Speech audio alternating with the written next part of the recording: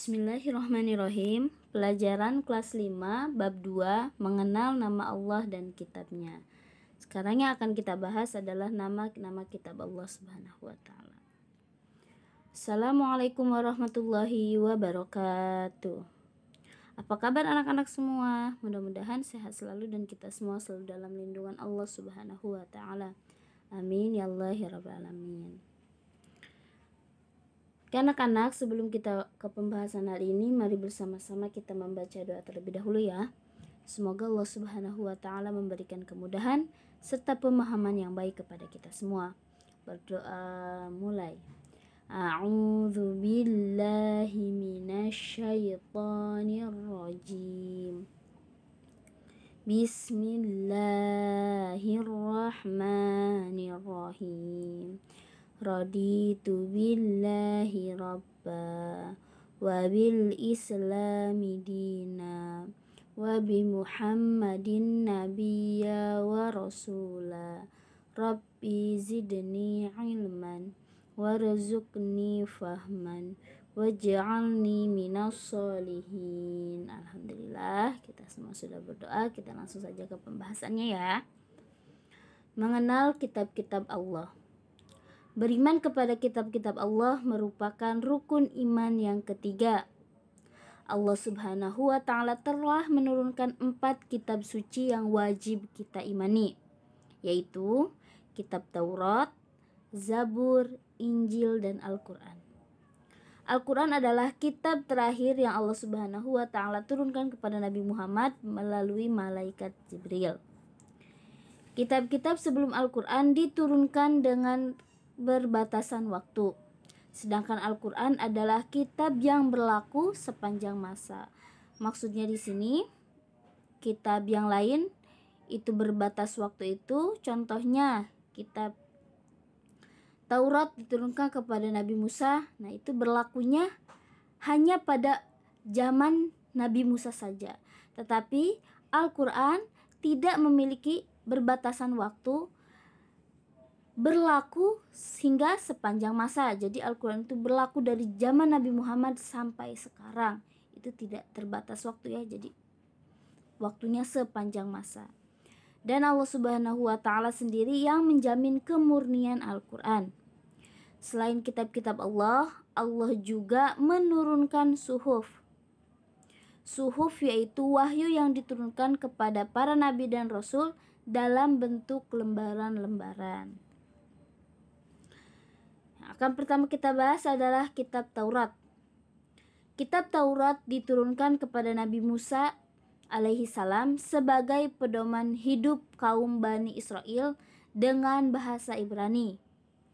Taurat yang sekarang beredar bukanlah Taurat yang asli, karena telah terjadi perubahan-perubahan isi atau ajarannya. Taurat yang asli berisi tentang akidah dan hukum-hukum syariat. Jadi, isi dari kitab Taurat itu tentang akidah dan hukum-hukum syariat.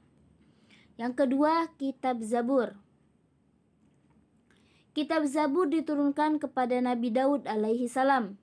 Diturunkan ketika Nabi Daud menduduki tahta raja Bani Israel. Jadi pada waktu itu, Nabi Daud menjadi raja di Bani Israel.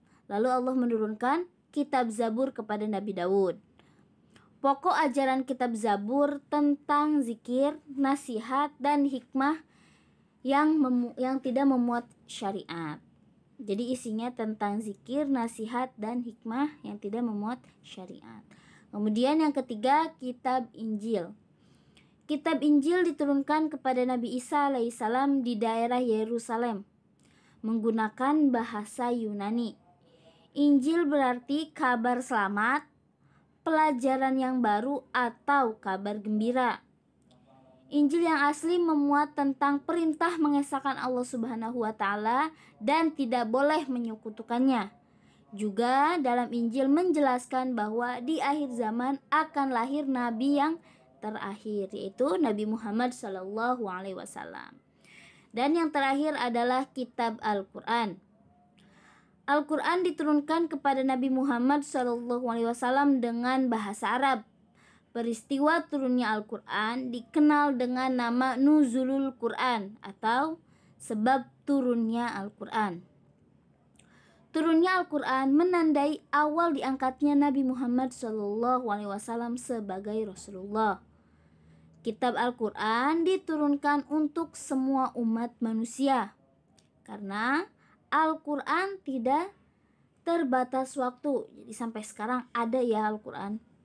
Al-Quran merupakan mukjizat terbesar Nabi Muhammad SAW, diturunkan selama 22 tahun, 2 bulan, dan 22 hari. Jadi turunnya Al-Quran itu selama 22 tahun, 2 bulan, dan 22 hari.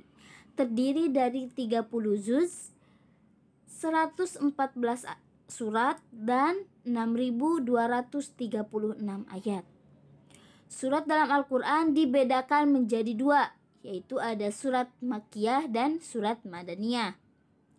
Surat Makkiyah adalah surat yang diturunkan sebelum Nabi Muhammad SAW hijrah ke Madinah atau diturunkannya itu di kota Makkah, dan surat Madaniyah adalah surat yang diturunkan setelah Nabi Muhammad SAW hijrah ke Madinah atau diturunkannya di kota Madinah.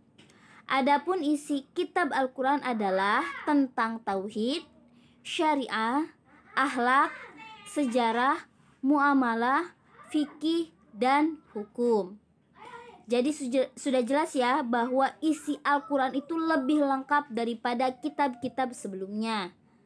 Sebagai umat Islam, kita wajib percaya dan meyakini bahwa Allah Subhanahu wa Ta'ala telah menurunkan kitab-kitabnya kepada Rasul-Rasulnya. Untuk tugas hari ini, isilah titik-titik di bawah ini dengan benar. Yang pertama, beriman kepada kitab-kitab Allah merupakan rukun iman yang kedua, sebutkan kitab-kitab yang diturunkan Allah Subhanahu wa Ta'ala. Kemudian yang ketiga, apa yang dimaksud dengan suhuf.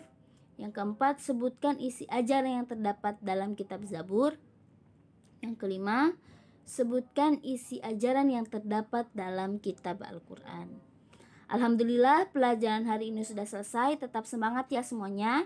Tetap jaga kesehatan dan harus tetap terapkan protokol kesehatan ya dimanapun kita berada. Semoga kita semua terlindung dari wabah corona ini. Amin ya Allah ya Rabbal Alamin. Kita tutup pembelajaran hari ini dengan membaca doa. Alhamdulillahirabbil alamin. Subhanakallahumma wa bihamdika asyhadu an la ilaha illa anta astaghfiruka wa atubu ilaik. Sekian yang dapat Ibu sampaikan, kurang lebihnya mohon maaf.